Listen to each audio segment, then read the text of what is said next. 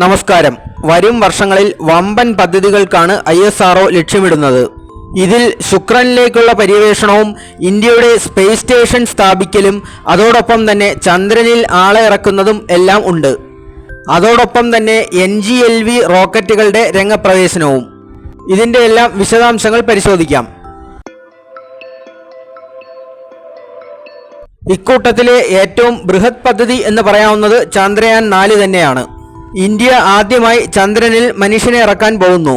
ഇതിനായി 2040 വരെ നാം കാത്തിരിക്കേണ്ടതായി ഉണ്ട്. 2104.06 കോടി രൂപയാണ് ചെലവായി പ്രതീക്ഷിക്കുന്നത്. ഇതിന് കേന്ദ്രമന്ത്രിസഭ അംഗീകാരവും നൽകി കഴിഞ്ഞു.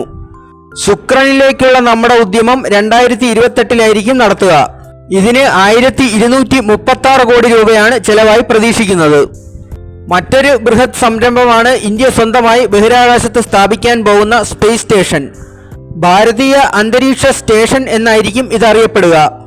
2035 ഇത് സ്ഥാപിക്കുകയും അതോടൊപ്പം തന്നെ ഇന്ത്യ ആദ്യമായി മനുഷ്യനെ അവിടെ എത്തിക്കുകയും ചെയ്യും. ഇതിനായുള്ള സാങ്കേതിക വിദ്യ പരിഷ്കരണത്തിന്റെ പണിപ്പുരയിലാണ് ISRO. ഇത്തരം പദ്ധതികൾ നടപ്പാക്കുന്നതിന്റെ ആദ്യ പടിയെന്നോണം നമ്മുടെ റോക്കറ്റുകൾ പരിഷ്കരിക്കേണ്ടതായി ഉണ്ട്.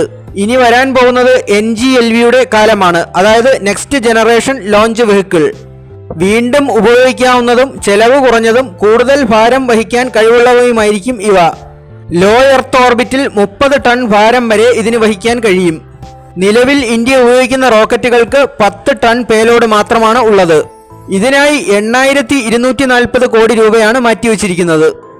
ISROയ്ക്ക് എല്ലാ വിജയാശംസകളും നേർന്നുകൊണ്ട് നിർത്തുന്നു. Thank you.